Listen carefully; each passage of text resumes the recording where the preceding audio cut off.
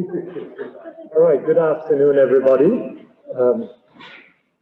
We are a smaller than usual group in the room, larger than usual group online. We have about 170 people online, so welcome.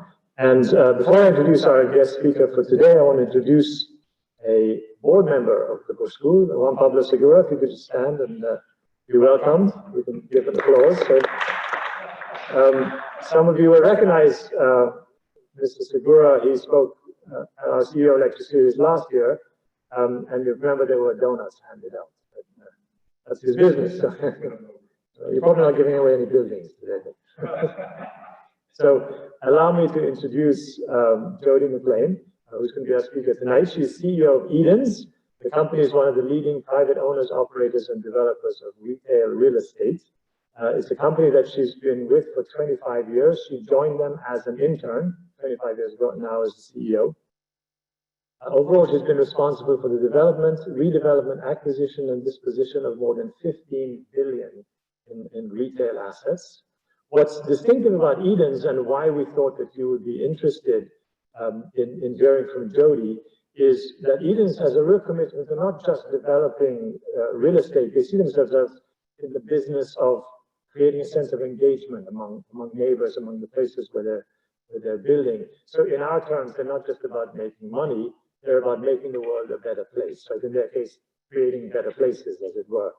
And they know that by creating value for others, they create value in doing that for their investors, as we talked about in our class last week. Jodie is originally from Chicago, has a Bachelor of Science in Finance and Management from the Moore School of Business at the University of South Carolina, and a degree from the South Carolina Honors College. She serves on numerous boards, both for-profit and not-for-profit, and amongst all of that has also had the time to be a mom to 4 kids. So please welcome Jodie McLean. Thank you. Thank you for the introduction, Dean, and thank you for inviting me. I'm really grateful to be here with all of you who are here in person. To be out with humanity feels terrific. And to those of you online, thank you for being here. At Edens, our purpose is to enrich community. We believe our work is bigger than real estate. We believe we're in the business of humanity. And I don't say that lightly, especially right now in this moment. It's a little bit of an odd thing to come out of the mouth of actually a 30-year veteran of commercial real estate development. I love buildings. This is such a beautiful building we're in tonight. I love the challenge of redeveloping places, of creating unique and special places. But what makes our places really interesting are the people that inhabit them. Whether for a quick moment or a protracted time, it's how places inspire us to interact and engage with one another. It's how we feel in a place that makes it truly interesting, magnetic, and draws us back. Is the intersection tonight of business and purpose that I think would be interesting to talk about? When I think about Eden's purpose, it quickly becomes intertwined with me and my team and our own individual purpose. To me, purpose is the organization's why, and it is created at the intersection of 2 really fundamental questions.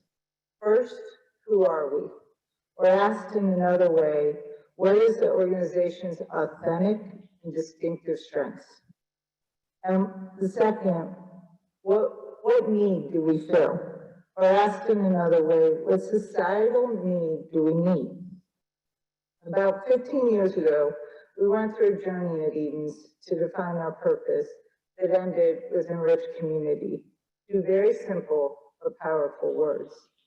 The journey started, though, when we asked ourselves, who are we? What is our authentic and distinctive strengths?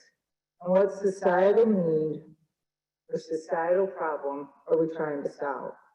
What became crystal clear to us is that our strength was our portfolio of well-positioned assets, and yet an untapped, distinctive sense of place, which gave us an opportunity to play a unique role in creating inclusive, connected communities, and that the problem we were uniquely positioned to attack was the growing epidemic of loneliness, isolation, and depression.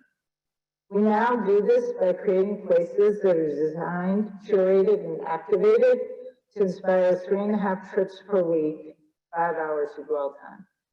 If you think about your own life, and it's a little bit hard in the pandemic, but think about your life pre-COVID, those are huge numbers. Those are absolutely audacious numbers for us to put out there. But what we've learned is that when people come together routinely, they start to feel a part of something much larger than themselves. They start to feel a part of community, and this is when true prosperity occurs. It occurs economically, it occurs socially, culturally, and spiritually. Today at Edens, we have 4 KPIs, key performance indicators, because like every other great business, we manage that which we measure. Our 4 KPIs are pretty simple. They're number 1, our employee engagement. Our employees, we do Gallup polling annually. Our employees routinely report 93 to 94% engaged with our purpose and mission. When we think about their job and their engagement in their jobs, it's in the 80s, but compared to employees across the country that are 34% engaged, they're hitting it out of the park. The second is our retail partner productivity. And we measure that by looking at all the sales that happen. So whether it's within their 4 walls, at our places, or if it's occurring online as a result of that store, we look at that. Because if our retail partners aren't productive, then none of us will be productive. Our third is our total shareholder return. We are a business. Real estate is typically looked at the height of capitalism, and capital, we require huge amounts of capital. Our total shareholder return, we look at that as our net operating income, and we look at it as a return to our investors. And fourth are our community stats. We have 4 pillars that we look at and we measure, and we've done this now for about 10 years around all of our places.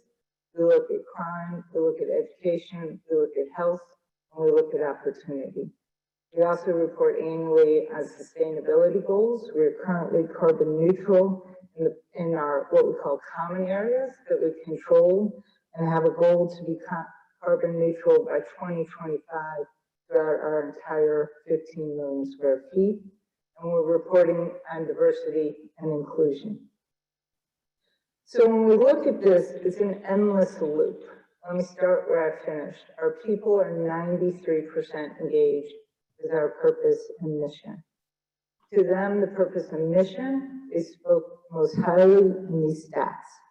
So because our people are so engaged, it shows up at our places. It shows up in our places in our design. It shows up in our places in how they're activated. And mostly what shows up is that because our places feel special, we drive additional foot traffic. Because people want to spend time at our places, our retail partners can outperform. They outperform in sales. What happens is they're willing to pay more in rent. When they pay more in rent, we're able to drive our shareholder returns. For us, we have 3 shareholders, Blackstone, JP Morgan, and New York State Teachers, who each have well over $1 billion of capital invested in us, and they've grown with us because of this endless loop. In our community stats, we measure every month, every year. We do it on a quarterly basis, and we outperform both national and regional stats somewhere between 18 and 24%. So this circle is where our people are most engaged. For me, where purpose in business really matters comes down to 3 key reasons. Number 1, last time I checked, organizations, companies, businesses are just organizations of people. They're driven and executed by human beings. When living their best lives, people are living with a sense of purpose. And when people have purpose, they're happier, engaged, and proven to be more productive.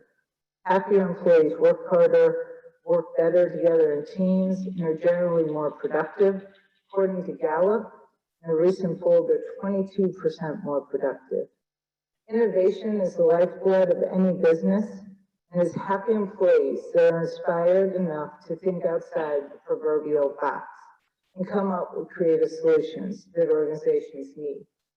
It's proven that happy employees are more likely to take calculated risks, while unhappy employees are more likely to play it safe. And business is not about playing it safe. It's about taking the right opportunities at the right time, and happy employees are more engaged and hence more likely to notice and act upon the gap in the market and or in its company's processes.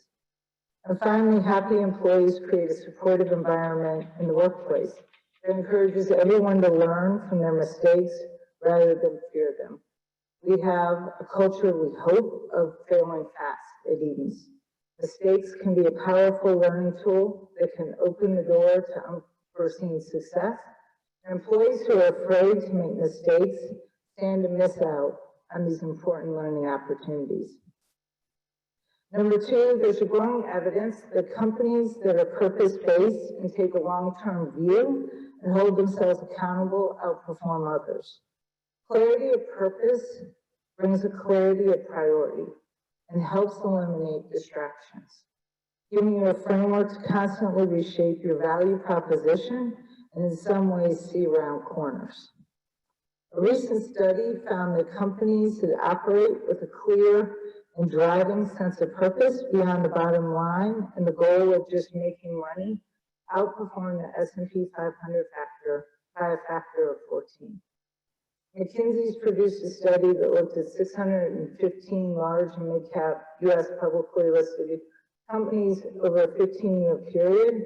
They found that companies that were purpose-led reported a higher performance credit rating through 5 factors: top-line growth, lower costs, fewer legal and regulatory interventions, higher productivity, and optimized investment and asset utilization. And number 3, right now, business leaders, CEOs, are the most trusted leaders in our country. This year's Edelman Trust Barometer shows CEOs are trusted to do what is right far more than journalists, religious leaders, and government leaders. The results of this year's study shows that business leaders are not only the most trusted, but they're the only institution seen as both ethical and competent. So when we see government leadership is absent, people clearly have expected business to step in and fill the void. And the high expectations of business to address and solve today's challenges have never been more apparent and never been more burdensome. The heightened expectations bring CEOs new demands to focus on societal engagement with a sense of purpose and the same rigor, thoughtfulness, and energy used to deliver on profits. There is now a growing consensus among business leaders, economists, investors, policymakers, and the academic community who believe that understanding the higher purpose beyond just driving total shareholder return or stakeholder capitalism is the key to sustainable, broad-based, long-term American prosperity. This all seems to make great sense. So why isn't every business rooted in stakeholder capitalism and driven purpose? Because I'm here to tell you, it's much tougher to achieve than you think. It takes bold leadership with a clear vision and a lot of confidence coming from your stakeholders. Employees, both current and future, investors, consumers, in our case, our retail partners, municipalities. So this afternoon, I want to share a bit of my own journey to explain some of these challenges. I did start at what was then known as Edens Navant in 1990, fresh out of undergraduate. I've always considered myself lucky to enter real estate in what would definitely be considered a low point in the cycle. I saw how bad things could be, but was totally uninhibited because I had nothing to lose. Literally everything I owned fit in the back of my hatchback. This gave me an opportunity to learn by working through some difficult situations without truly suffering firsthand. I learned up close the downside of taking risks, both those that can be controlled, but more importantly, those that cannot be controlled. Eaton's and Avian on paper back then had about $200 million in assets. During the previous year, Hurricane Hugo had ripped through the state of South Carolina and significantly damaged about 70% of our assets. As a country, we're in the middle of the savings and loan debacle, and the Resolution Trust Corporation, or the RTC, had become our largest lender. And Revco, our second largest tenant, had just filed bankruptcy. This was the Edens of the early 90s, a traditionally privately held proprietary real estate firm practicing at the height of capitalism. Motivated solely by how much money the investors can make, much like any other real estate developers, reacting to the economic cycles in a very boom or bust way. Being a good Midwestern girl, I was an early riser and quickly figured out that Mr. Edens, our founder, would get to the office around 5:30 every morning. Unlike a young farm girl trained to wake up at 5 a.m. to collect the eggs, he was wide awake, worrying about value destruction running rampant through the business. His second or third bust cycle. Nobody else was at the office then, so I would always coincidentally be at the coffee pot at 5:30 when he'd come in. He would ask what I was working on and what would have me there so early. Of course, nothing I was working on required that I be in the office that early, but I would share with him what I was working on and ask questions. And these exchanges allowed me to squarely invite his mentorship. I learned a tremendous amount from these conversations, and only later did I really realize he was so engaged because this was the easiest and most energizing parts of his days back then. I asked questions about everything. I wanted to learn the business from every aspect. Why we did the things the way we did, the boom and the bust cycles, what caused them, and why we were caught off guard by them. And pretty soon that turned into him asking me if I would take on this project or that project. I was present, I was a sponge, and I was eager and desperate to learn. I volunteered for any project and I said yes to absolutely everything. My advice to you is to do the same. Say yes to everything. Nothing was below me, nothing was above me. I learned every aspect, every function of the company through firsthand experience. I can remember like yesterday though, a really pivotal moment for me in my earliest days. One afternoon, one of our most senior partners came in my office and asked me to back away from an issue I was confronting. In my mind, the decisions being made were bordering on unethical. When asked to stand down, bury the issue, I looked him straight in the eye instinctively without thought and said, Mr. So-and-so, if you don't stand for something, you will fall for anything. And at that time, this was a pretty popular line from a John Cougar Mellencamp song, but I actually knew it as a biblical reference from my childhood. So when I went home that evening, a bit shaken by the exchange, all I could keep asking myself is, what am I doing? What are we trying to accomplish? What is my purpose? What is my purpose? Is it solely to make money at any cost? Doesn't there have to be more?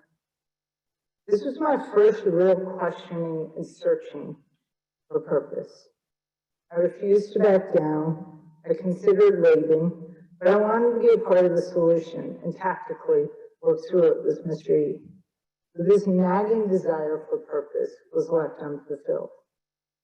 In 1996, just 6 years after graduating from college, Mr. E asked me if I would lead the recapitalization of the company. Really? I said, yes, of course. I truly did not understand what it meant. I went right to my office. I called my father, who was a banker. He gave me a little schooling, which was very helpful, but I didn't say no. I didn't wait like most women. I didn't wait. I was 60% ready, and I jumped in.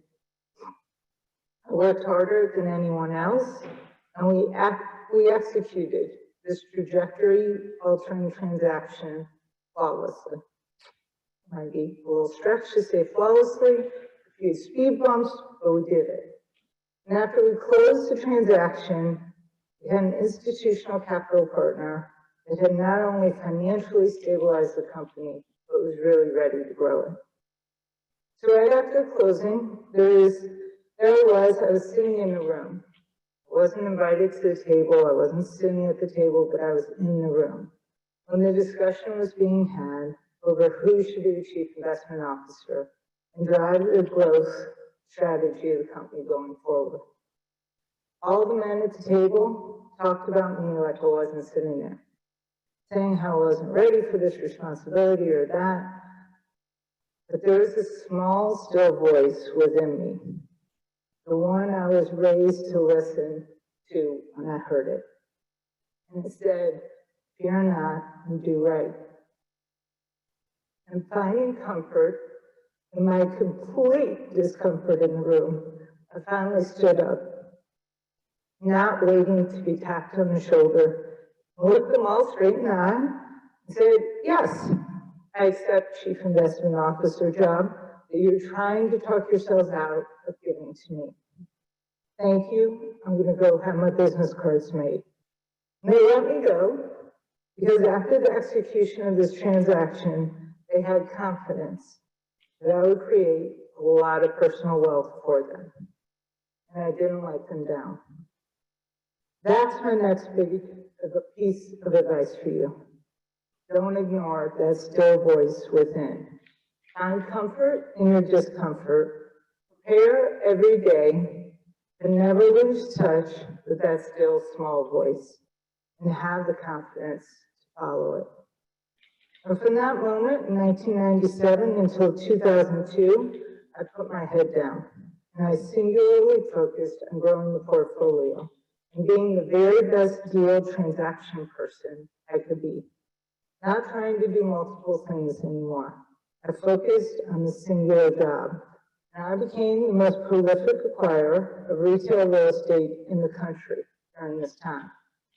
I adopted my own professional purpose, was to grow and diversify the portfolio, to never repeat or put us back in the position the company was in when I entered in 1990. A valiant but ultimately played out to be a personally unfulfilling purpose. Looking back though, what I learned was I was building confidence through a track record of success and not operating on a higher purpose. I was given even more opportunities.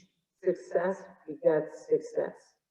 Not only was I invited into the room, I was actually given a seat at the table where major decisions and policies were being made. In 2002, Mr. E officially retired, and Terry Brown, who had been our investment banker, was named CEO, and I was promoted to President and Chief Investment Officer. And as we transitioned into these roles, Terry and I discussed what kind of company we wanted to build. He focused on the balance sheet and capital strategy and wealth creation while I was searching for purpose.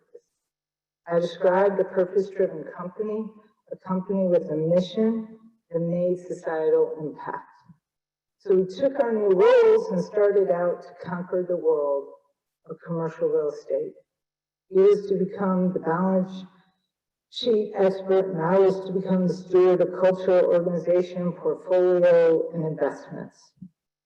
And shortly thereafter, I think really to appease me, Terry hired a consultant, and we had a group of about 10 people, and we took a day or two away to come up with our first ever mission statement. Here's what we came up with. It was so beautiful. To align ourselves with our company values, inspiring us to live, think, and act in ways that maximize our individual potential while achieving exceptional performance and results for our company, retailers, and investors. Yep. In 2003, not only did I sign off on this, we had it framed and hung in every single employee's office. This wasn't purpose.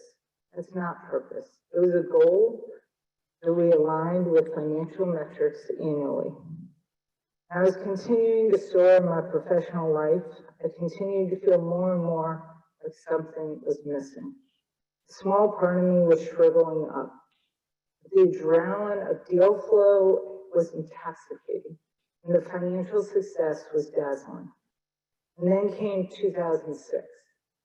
Does anybody know what happened in 2006? Anybody? Broadband reached more than 50% of the households in the US. And at that same time, women were continuing to work outside the home at record numbers. They were starting to become the breadwinners for their families. Today, 44% of US households have a female primary breadwinner. But in 2006, this was still a bit of a new phenomenon. Women who were, and still are, driving north of 80% of all retail decisions were busier than ever, and now had relatively easy and convenient access to the internet. I realized that while others around me didn't see it, didn't connect the dots of what was happening, I had a much different intuition. I knew these women. I was one of these women. I was a working mom with too much to do and not enough time. I was on go 24/7, and now when it was 1 o'clock in the morning, I could sit down at my computer. I had dinner with my son. We had done homework. He was in bed. I had worked 3 more hours, 4 more hours, whatever. And I'd sit at the computer and I'd hit that dial up. Take about 2 or 3, 4 minutes for it to all connect. And then I would go online. I could order that white shirt I needed. And I would pay less. And it would be delivered to my house in about 10 days. And back then, that was amazing. It was absolutely life-altering, and I knew it. I knew not only was this life-altering for me personally, but it was going to radically change our business. So in 2006, when everyone else was going and blowing, because the capital flow into commercial real estate, into public retailers was like a tsunami at that point. And we slowed down because something was not right.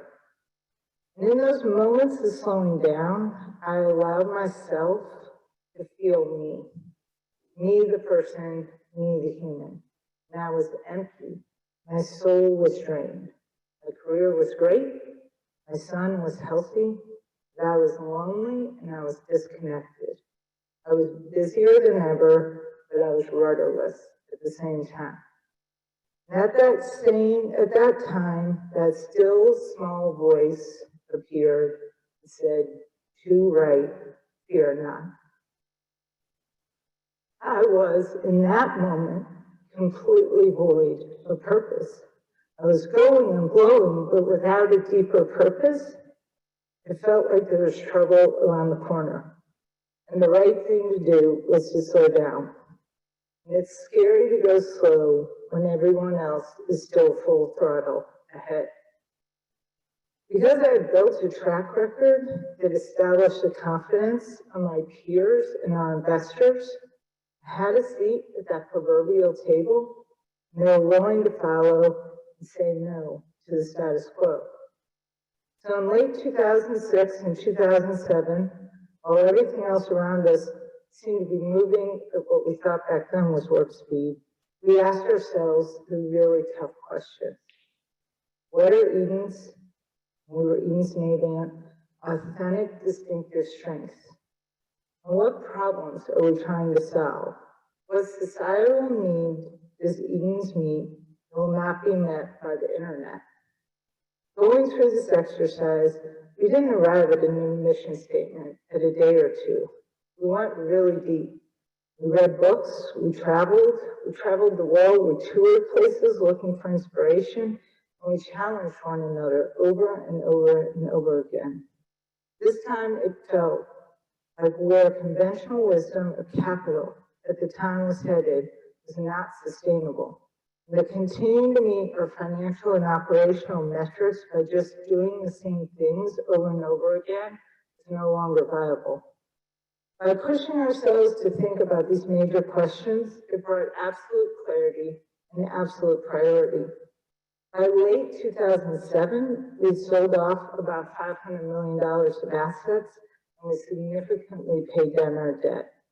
Not because we knew there was a great financial recession around the corner, but we started to understand that our purpose to enrich community will require us to take big development risks and completely re-engineer where and how we were investing. So we came to understand that Eden's authentic, distinctive strengths were our ability to understand communities, create a sense of place, and execute on really complicated developments. And we clearly defined the societal problem we were solving as a disconnection to one another people and communities were starting to experience. We knew that the significant institutions of American society, like churches, school PTAs, and the Rotary, had eroded in membership. We anecdotally realized that relationships with neighbors were being fostered in the aisles of the Whole Foods and Publix, rather than on front porches and parks and playgrounds. It became obvious we needed to be the community gathering place where neighbors and families and friends would connect to one another routinely. We needed to be what Ray Oldenburg termed the third place to our communities. Your first place is your home, a private domestic space. Your second place is your work, a highly structured social experience, and where you likely spend most of your time, except during COVID. A third place serves both an important utilitarian purpose in our busy lives and a place where people can slow down in a convenient, safe, warm environment and have intimate face-to-face interactions among neighbors. These places invite spontaneous relationships between people from different social and economic backgrounds. It helps to build strong communities, creates empathy between people, and sense of something larger than oneself. A place where communities can be rebuilt and ultimately give individuals back a sense of belonging. Communities thrive when people are better connected to one another. Local economies expand, business succeeds, education grows, and support systems become more efficient. So we were financially braced for 2008 when it hit. And this jolt squarely made us realize more than ever, this organization had to serve a higher purpose. And we were on the brink of just that. Much like this current moment, we didn't waste a good crisis. We fully redefined our strategy, and we even changed our name. On January 1st, 2010, as the Great Recession started to stabilize, we announced to the world we were now Eden's, formerly known as Eden's Navy, with the sole purpose to enrich community. And we broke ground on the 2 million square foot project, Mosaic, in Fairfax, Virginia, where we had taken land, entitlement, development, and now construction and lease-up risks. And something else happened in 2010. A landmark study was published out of Brigham Young University by Drs. Holt, Lundstedt, and Smith that for the first time quantified the risk association with the growing epidemic of isolation, loneliness, and depression. It is now recognized and known by doctors and academics that the lack of routine, in-person social interaction is more dangerous to our health than smoking a pack of cigarettes a day, obesity, or alcoholism. And this spread has only grown since 2010. So from 2010 to early 2013, we were going and blowing again. Every employee of Eden's had drunk the Kool-Aid of our purpose. We were taking significant development risks to create places that would routinely bring people together. And it was rewarding emotionally, culturally, economically, and soulfully. I was the president and chief investment officer, absolutely engaged and loving my work while becoming very fulfilled in my personal life. I had now become a mother of 4, and I was honestly living my very best life. And then a funny thing happened. As is common in business, one of our three long-term investors wanted to monetize and exit at what the bankers had offered as our IPO pricing. Our then CEO and CFO were running point on what would be about $1.5 billion transaction between monetizing a single partner out and raising growth capital. Our other two partners didn't want out. They didn't want an IPO. They didn't want to exit. The business had become too successful. They would call me in, our CEO, CFO would call me in for certain pitches, which basically entailed them putting together great pitch decks and telling me which slides I was assigned to and what I was supposed to say, much like a puppet or wind-up toy. Our company had we have built a fantastic track record. Our numbers outpaced all of our peers. And they would start every pitch, just like everyone else in our industry, by going through charts and graphs of our track record and numbers. And though our numbers were good and we were sector leading, we told our story like everyone else. And we were not making progress in finding a capital partner who was willing to invest at a premium valuation.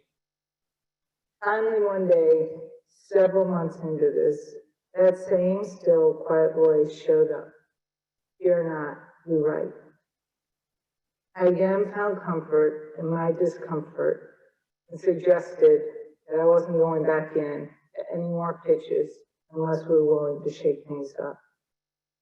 And instead of starting with the charts and the graphs, I was going to lead the meeting by telling our why we did what we do. We're going to lead with our purpose and mission to enrich community. We're going to tell the story of our purpose. Let's not lead with our numbers, but our purpose, how we inspire human engagement and execute through design, through merchandising, and most importantly, through engagement.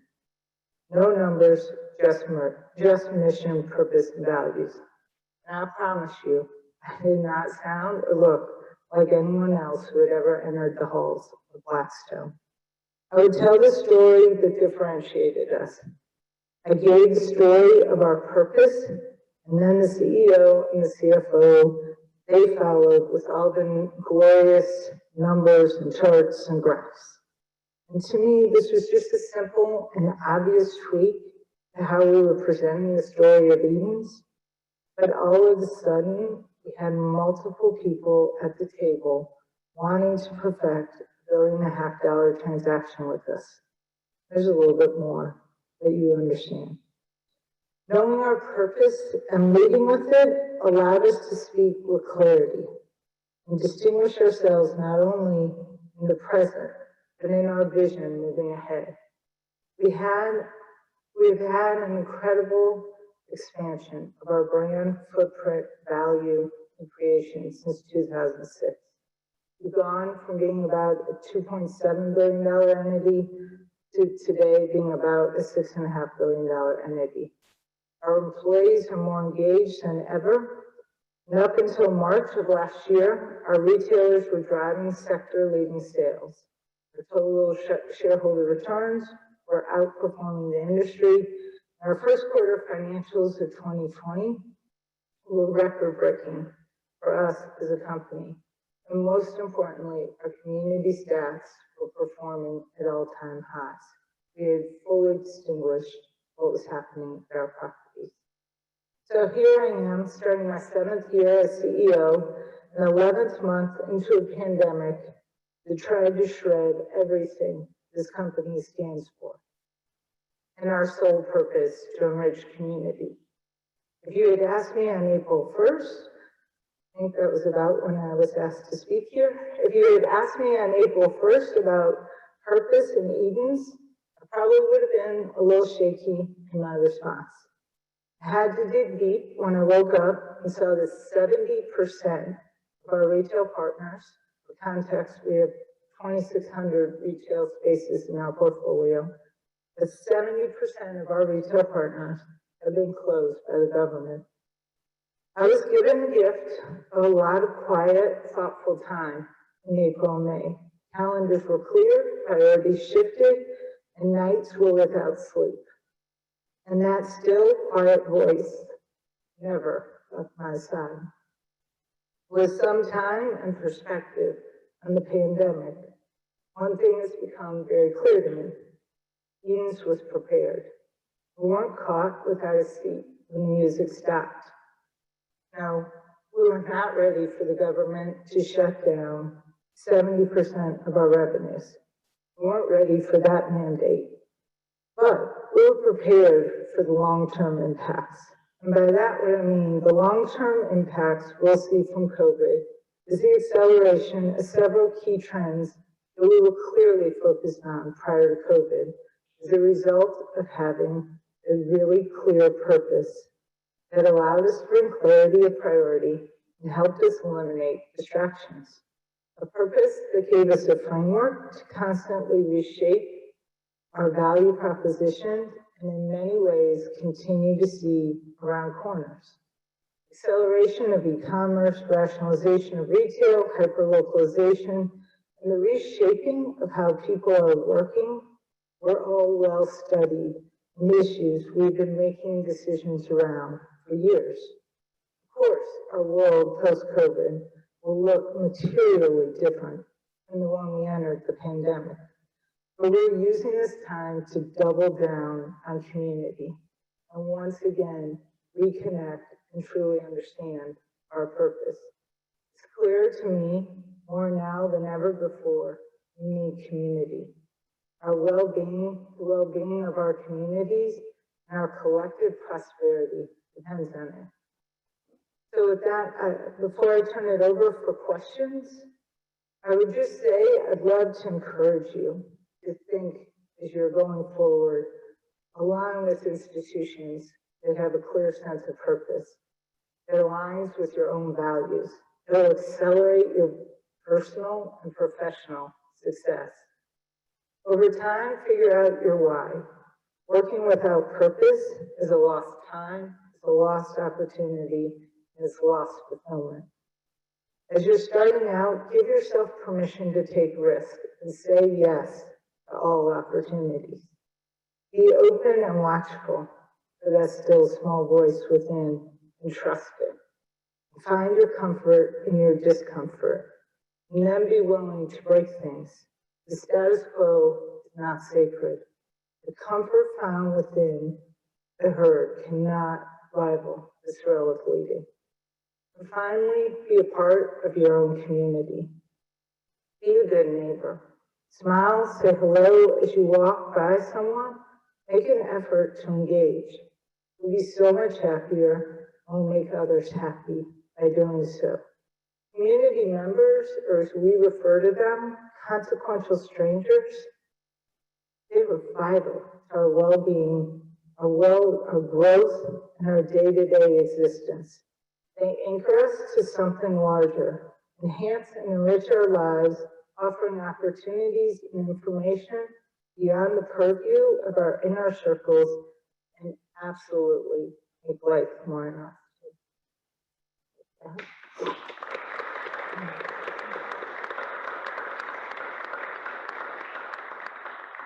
Thank you, Jodie. You've given us so much to unpack there, so I'm glad we're recording this. So,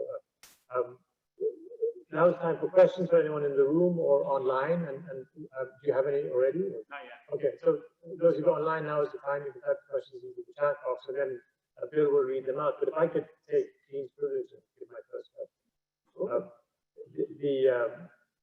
I think you answered this partially, the big focus on purpose, which I love to hear. But CEO of a large and growing organization through some difficult times, mom of 4 children, purpose is what keeps you sane, but how do you do the time management? Any tips for us? I was having this conversation. We do something at Edens called circles. And we have, it's a tradition I've sort of brought from the Aspen Institute, where once every 6 weeks, your circle, which is about 10 or 11 people, we have a reading. We just had one by Martin Luther King, the three keys to a great life, from a sermon he gave in the 60s, and we get online and we talk about it. these things in a really safe space. And so we were just had my circle meeting yesterday, and somebody was asking this question. They said, because the three things that Martin Luther King said you need to do was focus first and foremost on yourself, and focus on others, and focus on your spirituality. And somebody said, how do you do all three things at once?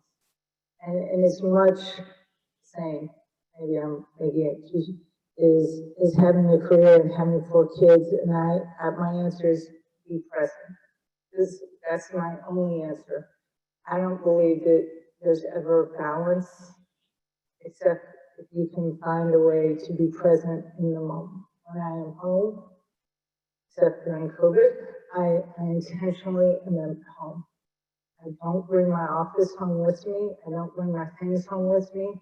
And I never go to the office until home is settled. And I give that same advice to everybody who works for me, because if you're distracted at home, you are no good in the office. So get your home settled first.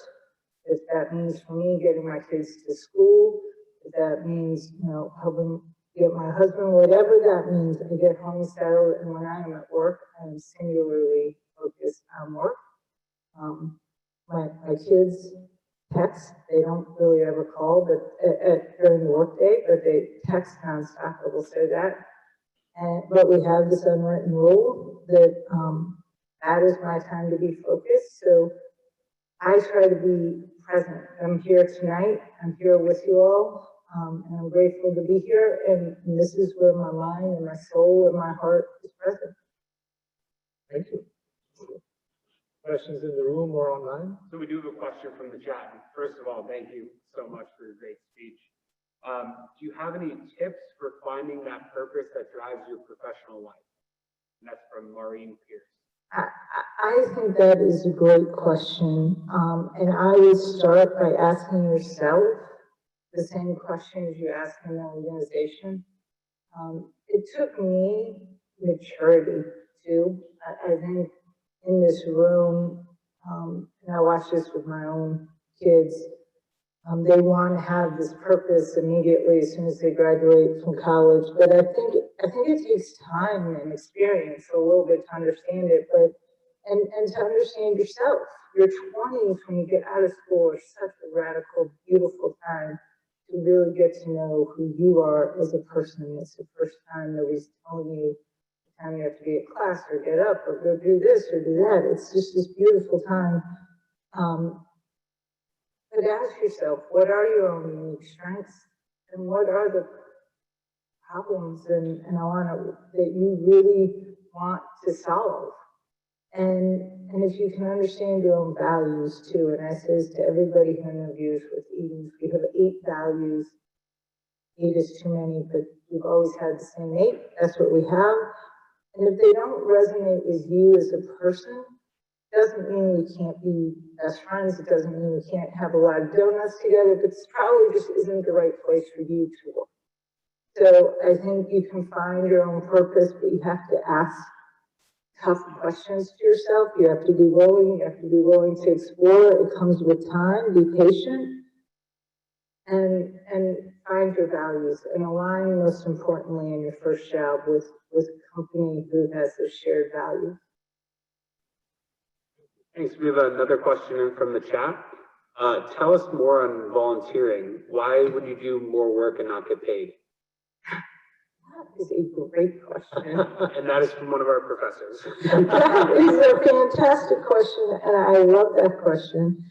I do sit on 2 corporate boards that pay me, and I sit on a lot of boards that don't. For me, it is about giving back. I love giving back. That is very fulfilling. I think the most joy for me comes from giving to others. But I also find the networks to be incredibly important. When you spent 30 years in the same industry and at the same place, so I felt like I've had many careers. For me, what's been so important, a lot of this has come through volunteering, is to open myself up vulnerably to wider experiences to other people, to other people's experiences and learn from them. And sometimes that volunteering can be on boards, and sometimes it's just going out and serving meals at the homeless shelter. And there is a lot to learn from both of those. So for me, it's about gaining experience and knowledge from others.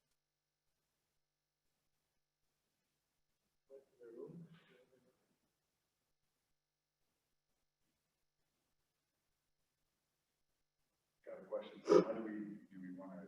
If you just want to repeat his question. Oh, sure, sure. Okay. I mean, I think it's, even I've gotten to know you, so I have a little bit more kind of context, but even in your speech, there was a sense of kind of vulnerability and I think it brings so much authenticity to like all the interactions that I've ever had with you. And so maybe you can share with the students, I think in the professional setting, everything is so like, there's supposed to be a formula for everything, right? You're always supposed to have the right answer. If not, you're cut, you're out, you fail. So maybe you can share a little bit about, how you made relationships with people and how, the mentorship story was incredible because that obviously set your career on a different trajectory. So maybe you can share some of that with the students. Sure. The question is about my own vulnerability. I am a beautifully vulnerable person. I will say that. I think some of that also comes with maturity and experience, and you spend the first part of your career trying to worry about how perfect you aren't, and at some point you accept your imperfection. And I think that's what makes all of us interesting. I think it's what makes us beautiful. And I think until you can really openly receive that, you really can't start learning. And for me, the thing I love every day is I learn something new from somebody. And so I'm willing to be vulnerable. I'm willing to take some risks. I'm willing to look silly sometimes, but there's also a time for me, and I have no problem being really decisive, making decisions, and moving forward. And I think for me, it's a balance of those two things. So I want the wisdom of other people's experiences. I want the wisdom of other people's thoughts, but I am not going to make a career making a decision. I'm willing to make it and make it quickly. But I've also found that as you move through life, you need mentors and you need sponsors. Mentors and sponsors are two different things, but you need those to keep growing, and you need at different points of your life. I don't think I've ever left behind a mentor, but I've had to add new mentors. I've had to add new sponsors, and I think that takes a lot of self introspection to understand when you're at that point. And it's been one of the struggles that I've had. It's a beautiful thing to grow and to build a singular organization and have one company. But there's also some things that hold you back from doing that. And it's not an insecurity, but this is all I've known. And so I have to be open to saying, whoa, if I want to grow from a $200 million portfolio that was really based in South Carolina to a $6.5 billion portfolio where we only own 2 assets in South Carolina and the rest from Boston and 9 major markets. You really have a lot to learn every day. Now retail looks completely different than where it looked 30 years ago. Retail is no longer about just pure transactional commerce. And so for me, I've just learned to just every morning check my ego, to purely understand my confidence though, and I think there's a difference between those things. I stand in front of you terrifically confident, but without ego, and as I said, beautifully vulnerable. And I think that's a lot what allows you to hear what other people have to say, and to be decisive, because that's what people want in leadership. There's no question in my mind. They want people who will listen, who will be empathetic, but will lead, will make quick decisions. And in business, you have to be willing to move quickly. I don't know if that answers your question, but.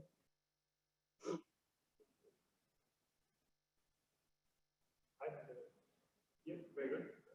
When you stood up for the, in your speech, you're talking about the board conference where they're talking about the chief investment person. I noticed like, you listened to that little voice for like, saying for something. Do you have like, any other like, sort of phrase or something that goes through your head that gives you that confidence to just go out there and do it or say something? Yeah, I think, fear not and do right came to me, was something my mother, was every day was something discussed in our house. And it was also biblically based. And so to me, it is my mother that I hear and from a very sort of family way, but that's what comes to me a lot. But yes, I do. I have a lot of other things that I did a lot of. I grew up in a household where we had to memorize a lot of biblical. So most of my background and most of what comes to me is probably biblically based. And I'm a terrible singer. I would never sing in here. And hymns, which is sort of silly. But that for me is what comes to me about confidence and knowing who I am as a person and knowing that you are only given that which you can handle. And so, and I would also balance that out. I was a female athlete growing up. I was a female. Obviously, I was an athlete all my life growing up. Right now is one of my favorite 8 weeks of the year. The Australian Open's going on. I was a competitive tennis player, and so there are a couple of things that also always come to me. When you win a tennis match, a lot of times you lose a game along the way. And even when you win a game, a lot of times you lose a point. So failure has been something to me. It's never been a setback. I always was taught to quickly say, okay, repeat or replay, adjust, reset. That's what comes in my head a lot of times. Just thinking about it on the tennis court, you have to move that quickly. Understand why you lost the point, understand what you did wrong, reset, got it, all right, I'm ready to go back at it again, and you have to move quickly.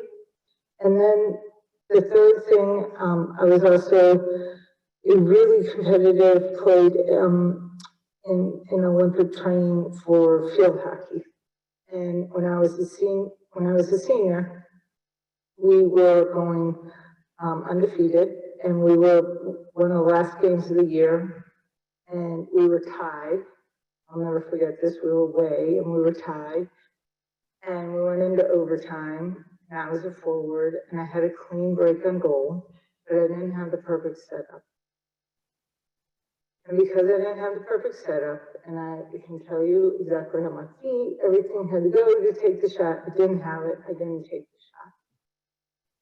And all the time in my head, when I am sitting somewhere in negotiation and in my head, I want to say something, and I say, no, don't say it. You'll sound stupid. Don't ask that question. You'll make them mad.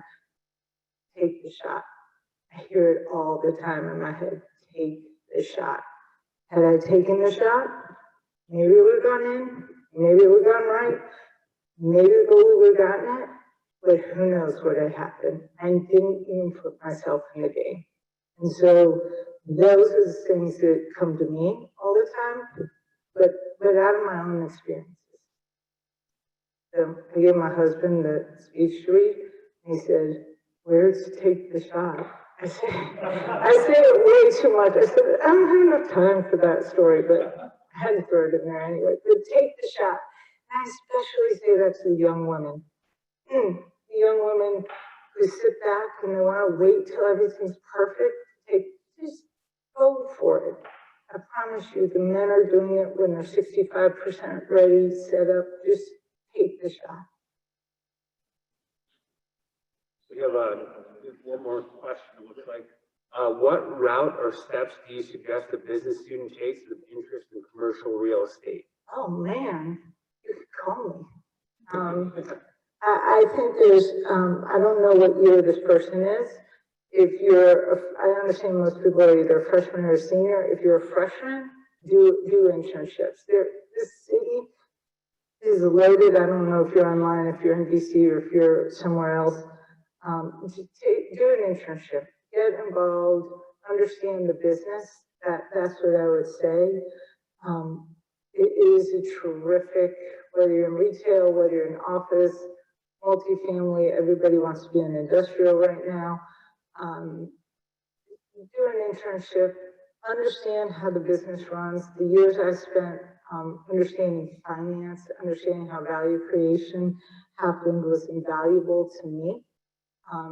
Being humble and learning the whole business. Real estate is a dirty, hands-on business, and learning all of it was invaluable.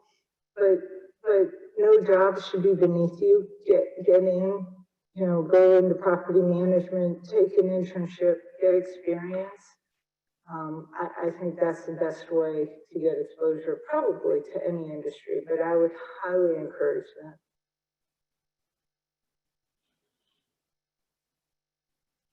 We don't have any other questions. I'm going to take the last question as well. So, Okay. do we have any other online? We're good? Okay. So, thinking back, the life story which you have shared with us, thank you so much for that. And from the perspective of our students and us as a school, is there anything we can do as a business school to help teach some of those life lessons that you have described to us, to give our students a head start, so that they come out of school with more maturity, more preparedness, and hopefully learn some of the things that you have to learn along the way earlier in their lives? Well, first and foremost, I think the business schools that are focusing on sort of a broader perspective of business than just financial returns, I commend that. I think that is fabulous. Thank you for asking me here to not talk about ROIs and all sorts of pro formas. I could do that, but I think this is important. This is your life's work ahead of you, and you are beautiful, whole people. And so business needs thought leadership. You heard me say at the beginning when I read the Edelman Trust Survey this year, I was floored. This is the first year the CEOs have been the most trusted. And so you need to think about the position the business is taking, and I don't think there's a lot of turning back anytime soon. So the importance of understanding what business means far beyond just the bottom line, understanding a viewpoint to full stakeholder prosperity and what that means. I think that's really important. I think that being in business school, and the whole reason I met Mr. Mr. E, as I always called him, I met him when I was a senior in business school, and my econ teacher called on me, and I was so not listening in the class and so busted. And he said, Jodie, like, what are you doing? I said, I'm just sitting here daydreaming and thinking that I'm about to graduate and nobody's taught me about the business of business, how to create commerce. And it was through that, he said, see me after class. I thought, oh God, I'm in so much trouble. And he said, let's set up an independent study. And he helped me go out and spend time with business people, including Mr. Eaton, who I wound up working for, to really understand. I think so many kids come out and they want to just make money, and not that any one of you would be this way, without really fully understanding the full impact that business has on society. And so I think doing that and giving giving you all exposure is the greatest gift we can give you. Because you are going to be the next most trusted people in this country, in the leadership of this country. And we owe it to ourselves and we owe it to you to give you as much exposure, I think, going into this as possible. Thank you so very, very much. Thank you. Thank you for having me.